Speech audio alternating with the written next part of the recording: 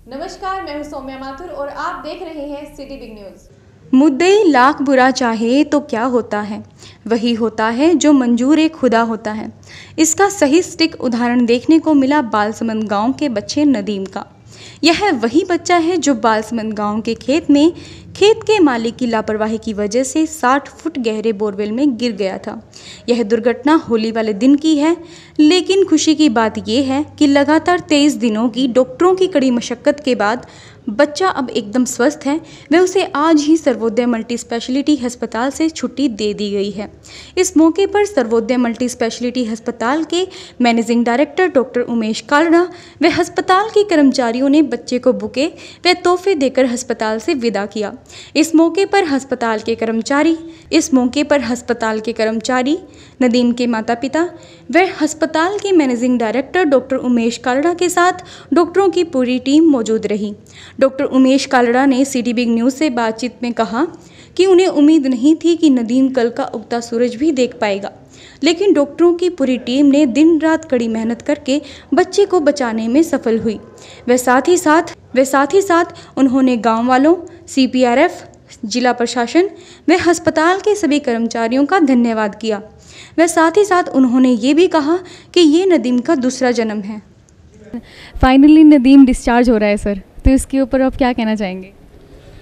देखो, सबसे पहले तो भगवान का शुक्र है, वो जिस हालात से निकाला पुलिस वालों ने, CRPF वालों ने, अगर उनकी मेहनत के बिना तो हम कुछ कर ही नहीं सकते थे। सबसे पहले तो उन्होंने जो मेहनत करी है उनके मुकाबले हम कुछ भी नहीं है। फिर उसके बाद ये अग्रोहा मेडिकल कॉलेज में गया और फिर 22 तारीख को यहाँ आया। यहाँ हमारी पूरी टीम जो आपके सामने खड़ी है, जिस समय आया हमें तो लग रहा था शायद ही हम ये सुबह देख पाएगा, पर उसके बाद इसका ब्लड प्रेशर नहीं था, रेस्पिरेशन नहीं थी, वेंटिलेटर पे था। पर धीरे धीरे सबकी दुआओं की वजह से, हमारी मेहनत की वजह से, डॉक्टर विवेक गुप्ता, डॉक्टर सुमित, डॉक्टर सत्येंद्र और ये दो स्टाफ राउंड दी क्लॉक इसके पास रहे। भगवान ने सबकी सुनी और धीरे धीरे ये रिकवर होता गया। एक बार वेंटिलेटर हट गया, फिर से इसको निमोनिया हुआ, पर किस्मत से उसमें दवाइयाँ अच्छे से काम करी और आज सभी के लिए ये खुशी का वक्त है कि हम इसको डिस्चार्ज कर पा रहे हैं और ये अगले साल बर्थडे हमारे पास आके मनाएगा। देखो, इस तरह के पेशेंट्स पहले भी आते रहते हैं, पर ये जो अपनी किस्म का अलग ही पेशेंट था। इसमें 2 तरह के स्ट्रेस थे, एक तो बीमारी की सीरियसनेस और दूसरा जो लोगों ने पहले मेहनत करी हुई थी, CRPF ने, मिलिट्री ने, गांव वालों ने, उन्होंने तो सोचा एक बार हमने सांस से निकाल दिया, अब हॉस्पिटल में जाके पता कुछ हो जाए, तो उन्हें नहीं मालूम कि कितना सीरियस था। सीरियसनेस तो हम ही जानते हैं, इसलिए स्ट्रेस डबल हो गया था। पर हमारे बच्चों वाले डॉक्टर विवेक, हमारे एनेस्थेटिस्ट इंटेंसिविस्ट डॉक्टर सुमित और हम 2 लोगों का स्टाफ कंटिन्यूस इसके ऊपर रहा। धीरे धीरे दवाइयों ने काम करना शुरू हुआ और लोगों की दुआएं तो थी, इसमें तो कहने की कोई दो बात ही नहीं है, क्योंकि टीवी पे वाइड कवरेज थी। तो जब ये सारी चीज़ें मिल जाती हैं और हमारा भी कॉन्फिडेंस था कि हम इसको पूरी कोशिश करेंगे, वो रंग लाई और आज हम ये दिन देख पा रहे हैं। हम तो यही कह सकते हैं एक तरह से दूसरा ही जन्म है, क्योंकि इस बच्चे में जो न्यूमोनाइटिस हुई, फंगल इन्फेक्शन हुआ, नॉर्मल बच्चों में नहीं होता है, क्योंकि ये नमी के अंदर था, उसके अंदर दोबारा सांस भी नहीं ले पाया, मिट्टी वगैरह अंदर चली गई थी। पर ये चैलेंजिंग केस था, पर अच्छी बात है, रिजल्ट मिला तो सभी के चेहरे पे खुशी है। सर, एक छोटी सी लापरवाही की वजह से इतनी बड़ी दुर्घटना घटी, बोरवेल को खुला छोड़ने की वजह से। तो लोग बोरवेल को खुला छोड़ देते हैं गाँव वाले, तो उनके बारे में आप क्या कहना चाहेंगे? देखो, ये तो गवर्नमेंट की ड्यूटी है इस तरह की चीज़ें नहीं हो। जब भी बोरवेल यूजलेस हो जाता है उसको बंद कराया जाए। हम तो प्रशासन को यही कह सकते हैं, और ये पहले भी सजग रहता है, पर फिर भी इस तरह की चीज़ें गांव में होती रहती हैं और टाइम टू टाइम आता रहता है। आज 5 साल पहले एक केस हुआ था, उसके दौरान 4-5 केस हो चुके हैं। तो और इन केसों से अगर ये सीखें तो इस तरह की जो एक्सीडेंट्स है होने से बचे जा सकते हैं। बच्चे का जो ट्रीटमेंट हुआ उसका खर्चा कौन इसके अंदर? देखिए, अभी तो हमने इसके बारे में सोचा ही नहीं है। सबका एक ही एम रहता था, किसी तरह से इसको बचाया जाए।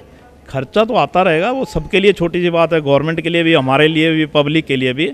उसको सोच के तो कोई इलाज नहीं करता है, एटलीस्ट इस पेशे में।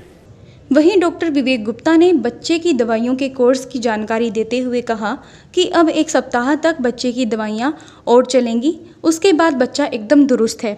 साथ ही साथ उन्होंने ये भी कहा कि उन्हें उम्मीद नहीं थी कि बच्चा बच पाएगा, लेकिन अस्पताल के कर्मचारियों की कड़ी मशक्कत के बाद बच्चा अब एकदम दुरुस्त है। आप क्या कहना चाहेंगे, मतलब कितना डिफिकल्ट था आपके लिए केस?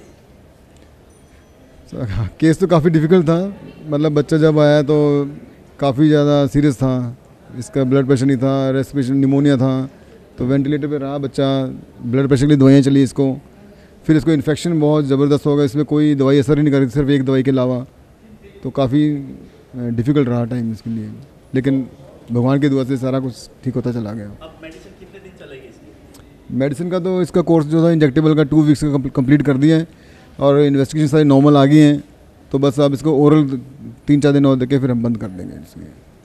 और 24 घंटे जो नर्सें नदीम की सेवा में जुटी हुई थी, आइए सुनवाते हैं उनका क्या कहना है।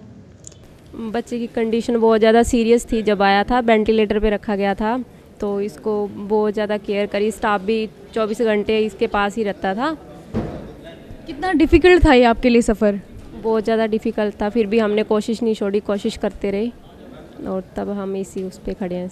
जी, बच्चे को देख के एक बार तो ऐसे लग रहा था कि बच्चा पता नहीं ठीक हो पाएगा नहीं हो पाएगा, लेकिन हमारे डॉक्टर साहब ने हमें हिम्मत दी कि ये बच्चा को हम ठीक करके ही रहेंगे, और इसके लिए हम डॉक्टर साहब का और हमारी पूरी टीम का बहुत बहुत।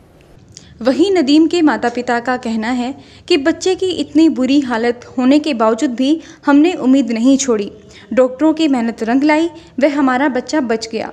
साथ ही साथ नदीम के माता पिता ने डॉक्टरों की टीम, CPRF व गांव वालों का धन्यवाद भी किया।